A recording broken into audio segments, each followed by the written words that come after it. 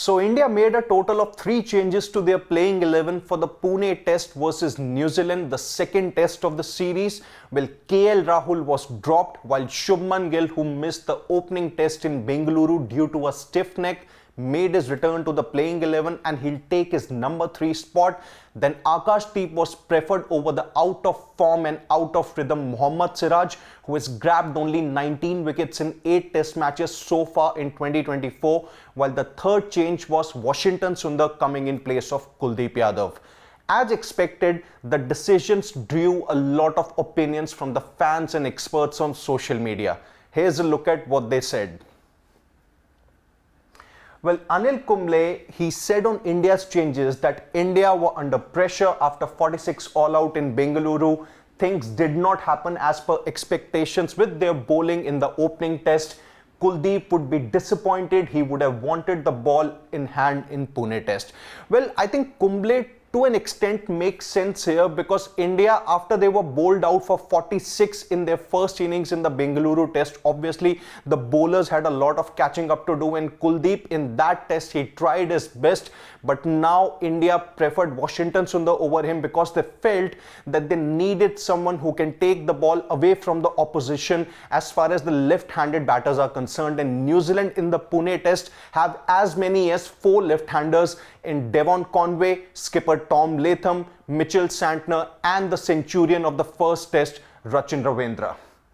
But as far as how things are going in the Pune Test, it's a slow turner, black soil dominated track. It is turning. That's what we have witnessed in case of R. Ashwin and Ravindra Jadeja. And perhaps if India would have preferred a certain Kuldeep Yadav, well, things could have been completely different, and that's what Anil Kumble has said. Well, Kumble went on to add that as far as India's batting goes, on form Sarfaraz Khan gets the opportunity ahead of KL Rahul, who did not really do well in the opening test. He got a duck and scored just 12 runs in the second innings. In the scheme of things, as long as the messaging to those players are clear, it's absolutely fine. And the messaging to all the players who were actually dropped are KL Rahul, Kuldeep Yadav and Mohammed Siraj. See, in case of KL Rahul, India have given him about 6 or 7 matches at the number 6 position starting from 2024. He batted at number 6 in the 2 test matches against South Africa, got a century odd. Then in the Hyderabad Test against England, got an 80 odd. In the 2 test matches against Bangladesh, he got a useful 20 odd in the Chennai Test, then a 60 odd against in the Kanpur Test, which proved to be useful for India, who took a good lead in their first innings, and that helped them clean sweep Bangladesh 2-0. But in the Bengaluru Test, KL Rahul could not really do well, and that's why Sarfaraz, who got a 150 there and helped India make a match out of it, he was preferred. So that's where, if the messaging to the players who are actually dropped is clear, I think it's absolutely fine. And I'm sure that under Gautam Gambhir, this is one thing that would not really be a problem. But then the messaging from the selectors and the management has been a thing of concern in Indian cricket in the recent past. There was a certain Karun Nair, a Murli Vijay, who had pinpointed that the messaging from selectors wasn't really clear. But let's hope, if Kumble is saying that, if it does, turn out to be fine, that if the messaging is fine, then it's absolutely okay. Well, moving to more of Kumble's quotes here, he said that he's really surprised that India still had to make 3 changes. You really had Akshar Patel. Bit surprised that Sundar made it to the 11. Well, Akshar Patel has been a proper feature in India's 11 as far as the home test goes. He has done well with both bat and ball, was a key figure in India retaining the Border Gavaskar trophy last year in 2023. So maybe it's a little surprising knowing that New Zealand still had a lot of right-handed options in their playing 11. But as far as Akshar's quality is concerned, he could have been preferred over Sundar. Well, moving to Sunil Gavaskar's comments, he said that Sundar's inclusion tells you that India are worried about their batting.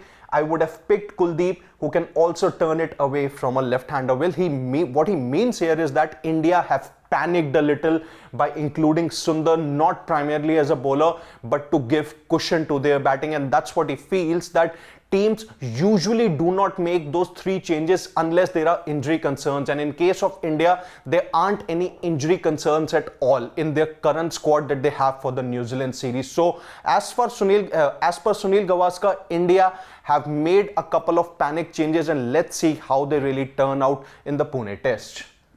Well, moving to Simon Doull's comments, he said that I don't think they have panicked.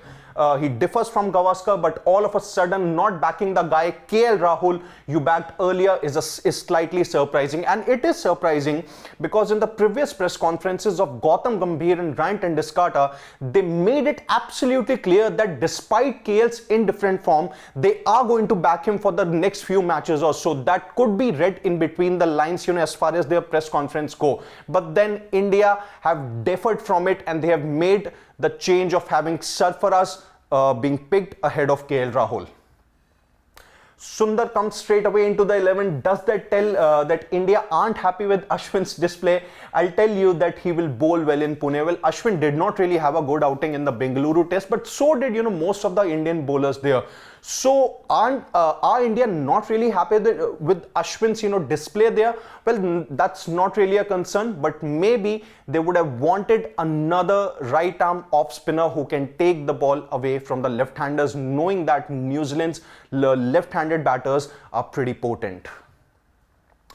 Well, Sanjay Manjrekar, he said that, it's more of a common sense selection, in-form seamer in. By this, he means that Akash is in. When pitch is offering a lot, you don't need someone like a Kuldeep. A tall, quick finger spinner in Washington Sundar will do. And that's the kind of changes that India have made. And he completely backs Rohit Sharma and Gautam Gambhir's call to make those changes. Well, moving to some fan reactions now. A fan named Spanandan, he said that whenever a player has to be accommodated into the 11, Kuldeep seems to be the one who has to sit out. Not just the case with the current team management, but has been happening since long. Well, yes, it's not really the first time that Kuldeep has been dropped. Well, he did well in the opening test against Bangladesh in 2022, but then he was left out of the second test, wherein India opted to have an extra seamer in Yadav. That's the most recent instance I can recall as far as Kuldeep being left out is concerned, but then sometimes these things happen in cricket. Well, moving to another fan comment, he said that KL Rahul dropped from the squad because of one bad match. Rohit cannot back his teammate while his bad patches here. Well, I think in case of KL, he wasn't really in completely indifferent form, but Sarfaraz Khan pushed his case a lot. He actually broke the selectors' door down with those multiple 50s against England and that 150 odd in the opening test. What do you make of the changes that India have made to their 11 in the second test against New Zealand in Pune? Well, remember, it's an important test for India to draw level. You can let us know your thoughts in the comment section, and don't forget to subscribe to Sports Today for all the exciting updates and analysis from the sporting world. Until then, on behalf of my producer Pawan, it's Siddharth Gulati saying goodbye.